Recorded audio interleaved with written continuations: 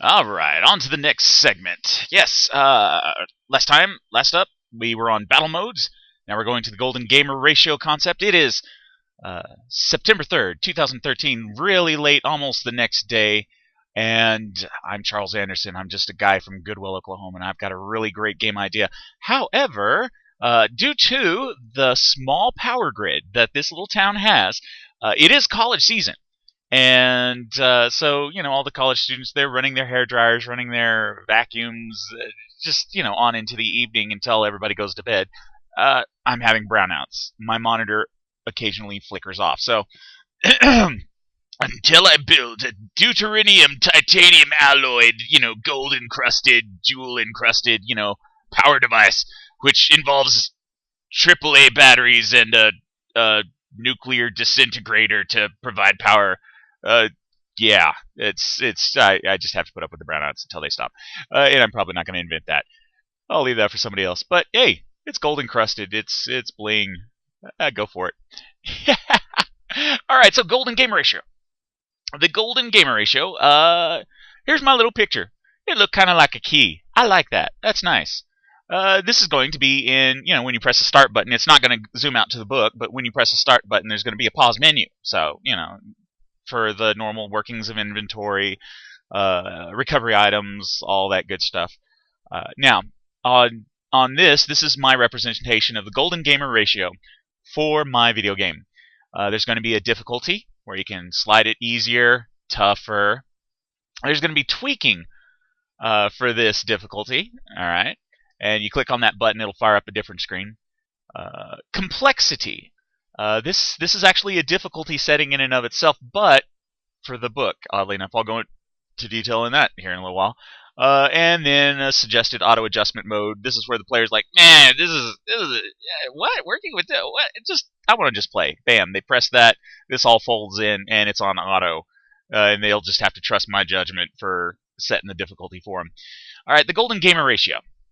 It's some magical ratio where the player's power is just enough to beat the enemy or mission at hand, and then to have like a recovery period and be able to face the next one up. So that ratio would be expressed as 1.0, a bunch of zeros, 1 to 1, because the player is just powerful enough to beat this opponent here. Or we just call it the 1-to-1 ratio because it is a 50-50, a 50-50 chance of win or fail. Way too easy is infinity to 1. Your player, the monsters, they walk on screen, they just fall over dead from your player's awesomeness. How boring is that? I mean, seriously. Next up, we have impossible, being 1 against infinity. So, yeah, this would be like where you go out and, all of a sudden just a whole bunch of enemies just come in, and if one of them touches you, you die, and they're able to, just the moment that they appear on screen, they attack you, and you just die. It's just stupidly difficult. Now, so that's all notes onto that magical ratio. You want to definitely have a challenge. You definitely want to have a chance to beat it. Whether this is skill or pure numbers, but I'll go into that later, has to be factored in. Now, for somebody who's able to handle tougher situations, you ought to give them better rewards. So rewards should increase with difficulty. So difficulty and rewards, that should always be, as one increases, the other should increase. Now, note this. Not all these rewards are permanent. You got to have some silly stuff too. Now, one game that I've recently played, One Finger Death Punch. Great job, Silver Dollar Games. Silver Dollar Games. Yeah, that's the studio. They've only got 2 buttons for the gameplay, but it's ridiculously fun because as the game automatically adjusts the difficulty to where the player is able to perform, there's a bigger random chance of doing awesome moves. I mean, seriously, awesome moves, and so this isn't like a permanent reward. They've got those, but it's the likelihood that an awesome move gets pulled off becomes higher. So that's just the awesome sauce that they're just putting on top of their game. Great job, guys. But now we have the permanent rewards, which you retain after the battle, should allow you to, access a higher difficulty as far as the pure number side is concerned. So this can be like skills that you can unleash. You can apply your power over a greater area, armor. The enemy hits don't hurt you as bad. Again, pure numbers. Recovery items. You can recover in mid-battle. So far as because you're actually increasing your odds when you get these items and then go on. So there we go. That's the basis of the golden gamer ratio. Some magical number which the programmer has to find, pull out of midair, and that's the general guidelines for it. Now, notes for the storybook. This has to do with complexity. Remember, the storybook is a game too. There are only so many pages that can be written for one game. Thus, time is also a factor. The player will have 2 hours to complete a story. Kind of like a good movie. So complexity is the storybook's difficulty.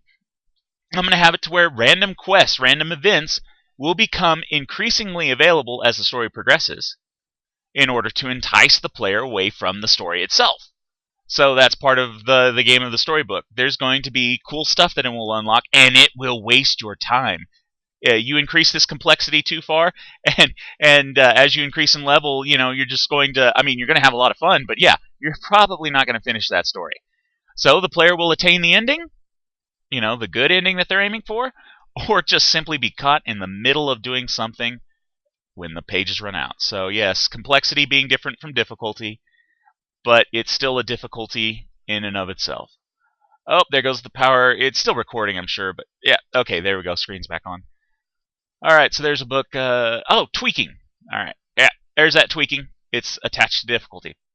Now, you'll notice that in my previous talks, I talk about pure numbers and skill numbers.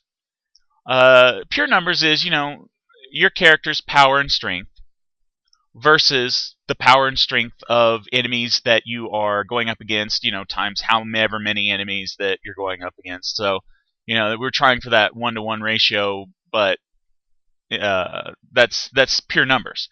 And this is numbers controlling basic math in respect to the Golden Gamers ratio. Time is not considered in this. When you hit someone, they take X amount of damage. When someone hits you, you take X amount of damage, and it's always thought of in percentages of whatever number that you're done, as far as the ratio is concerned. Now, skill numbers. This is your power and strength over time. Yes, when action over time is considered, the player's response time has to be factored against the CPU's response time. Again, I'll reference Mortal Kombat series, One Finger Death Punch.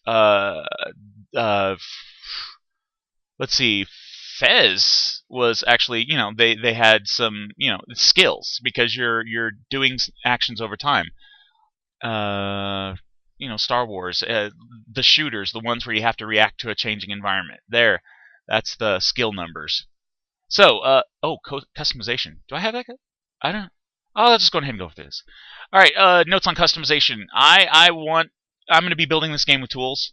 I'm going to be releasing some of the tools for the first game. For this game, and so I'm going to have where the player can, make their own armor, make their own weapons, and it's going to be where they don't need a Blender. Or something to make their models. I'll have some presets that they can choose from, and then give them some patterns and some special effects that they can throw on there. Gotta have a jar of glitter. Gotta have a jar of glitter. So, they can make the weapon look like whatever they want to. They can add some special effects, add some damages. There'll be some suggestions for where the power should be at, and there's going to. Should be a game too. Now, when they were finished with their creation and they're happy with it, they'll want to introduce it to the game world. So, I'm thinking, hey, let's pop in a random quest, and it'll be for their weapon that they're introducing to the world. They'll literally, introduce a page to the book. Well, they won't be introducing a page, but they'll be using a page to write up this stuff here. So, introduce their creations to the world. It's a random quest. You introduced it. It's fallen into the world. Go grab it. Now, notes on cheating, game breakers, nerf, and dud. Yeah, players should be able to make anything that they want. Now, I as the programmer, just going to note the cheating, where their weapon breaks that ratio, that Golden Gamers ratio, to infinity to 1. 10 to 1 is pretty. It starts to get boring. If it like a full game breaker set would definitely be more than 10 to 1. Might even be 3 to 1 where the game breaker notation is at. I don't know. Haven't programmed it yet. I'll find out.